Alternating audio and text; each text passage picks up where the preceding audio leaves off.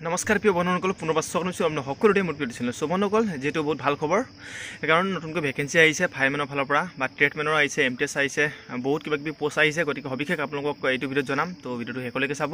আৰু লগতে বন্ধুসকল চাওক, আমাৰ কি হয়, আমাৰ অসমৰ ল'ৰা ছোৱালীক অল অভাৰ ইণ্ডিয়াৰ যিটো জব ভেকেঞ্চি যদি 400-500 হ'লে একচুৱেলি এপ্লাই কৰিব নিবিচাৰে। সেইটো তোমালোকে বহুত ভুল কৰিছা। এপ্লাই তোমালোকে কৰিবা, কাৰণ চোৱা তোমালোকৰ এক্সপিৰিয়েঞ্চ হ'ব আৰু পোৱা সম্ভাৱনা বেছি থাকে। গতিকে যিকোনো যদি পোষ্ট ওলায় তোমালোকে সকলোৱে এপ্লাই কৰিবা, কাৰণ চোৱা তোমাৰ কপালত কি বা চাকৰি আছে কোনো ক'ব নোৱাৰে। গতিকে যিটো ওলাইছে সেইটো এপ্লাই কৰিবা আৰু লগতে এক্সাম দিবা।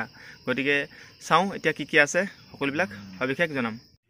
চ' বন্ধুসকল, এইটো post army ordinance Corp new recruitment আহিছে আৰু কি আহিছে সকলোবিলাক আমি ইয়াত ডিটেইলছকৈ আলোচনা কৰিম।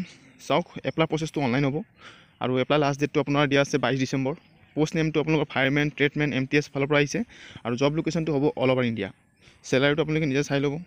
আৰু লগতে ইম্পৰ্টেণ্ট ডেট চাওক, অফিচিয়েল নটিফিকেশ্যন ৰিলিজ হৈছিলে 30 নৱেম্বৰ তাৰিখে আৰু এপ্লিকেশ্যন ষ্টাৰ্ট 2 ডিচেম্বৰৰ পৰা আৰু এপ্লিকেশ্যন লাষ্ট ডেট 22 ডিচেম্বৰ। গতিকে আপোনালোকে সকলোৱে এপ্লাই কৰিব পাৰিব। আৰু এপ্লিকেশ্যন ফিজ বিষয়ে আলোচনা কৰিবলৈ হ'লে এপ্লিকেশ্যন ফিজ অল কেণ্ডিডেটৰ কাৰণে নালাগে, no' fees. Army OC age limit দিয়া আছে ইয়াত। এইটো পোষ্টৰ কাৰণে এজ লিমিটটো চাব পাৰে, 18 বছৰৰ পৰা 25 বছৰৰ ভিতৰত ট্ৰেডমেন, মেট, ফায়াৰমেনত আপোনালোকে এপ্লাই কৰিব পাৰিব। আৰু 18 বছৰৰ পৰা 27 বছৰৰ ভিতৰত মেটেৰিয়েল এছিষ্টেণ্টত আপোনালোকে এপ্লাই কৰিব পাৰিব। আৰু এজ ৰিলেক্সেশ্যন আছে ইয়াত, SC ST বাবে 5 years আছে, OBC MOBC বাবে 3 years আছে। এই candidate relaxation as per government ৰুলৰ ৰেগুলেশ্যন, মানে গভৰ্ণমেণ্ট ৰুল ৰেগুলেশ্যনৰ অনুসাৰে আছে এই এজবিলাক। আৰু আপোনালোকে এডুকেশ্যন কোৱালিফিকেশ্যন চাব পাৰে। পোষ্ট নেম ট্ৰেডমেন, মেট এইটো 10 পাছ হ'ব লাগিব অনলি, আৰু ফায়াৰমেনত আপোনালোকৰ 10 পাছ হ'ব লাগিব। আৰু মেটেৰিয়েল এছিষ্টেণ্টত আপোনালোকে গ্ৰেজুৱেশ্যন, ডিপ্ল'মা ইন এনি ষ্ট্ৰীমৰ পৰা হ'ব লাগিব। আৰু বাকী পোষ্টবিলাক অতি সোনকালে আহি আছে বুলি কৈছে।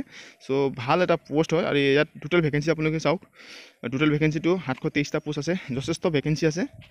আৰু মেটেৰিয়েল চাওক, ইয়াতো পোষ্টবিলাকেও ভাগ কৰি দিছে। মেটেৰিয়েল এছিষ্টেণ্টত 19টা আছে, জুনিয়ৰ অফিচ এছিষ্টেণ্টত 27টা আছে। এইবিলাক পোষ্ট আপোনালোকে নিজে চাই ল'ব। আৰু লগতে ইয়াত প্ৰচেছ চাওক, এইটো জবৰ কাৰণে আপোনালোকে 4টা ষ্টেপ পাৰ কৰিব লাগিব, তেতিয়া এই জবটো পাবলৈ আপোনালোকে সক্ষম হ'ব।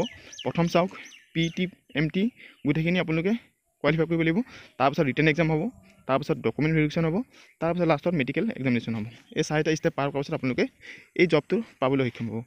আৰু এটা কথা এইখিনিতে মই ক'ম, মানে কি এনেকুৱা যদি অল অভাৰ ইণ্ডিয়াৰ যদি ভেকেঞ্চি আহে অলপ কম এতিয়াতো 723টা যিহেতু ভেকেঞ্চি বহুত বেছি আহিছে, এনেকুৱা ধৰণৰ পোষ্টত আমাৰ অসমৰ ল'ৰা ছোৱালী বিশেষকৈ এপ্লাই কৰিব নিবিচাৰে।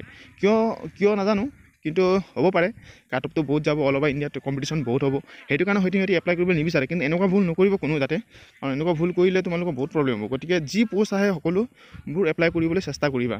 মোৰ ফালৰ পৰা অপিনিয়ন মই দিলোঁ, বাকী আৰু তোমালোকৰ কথা। আৰু ইয়াততো কোনো ফিজো নাই, গতিকে নিশ্চয় সকলো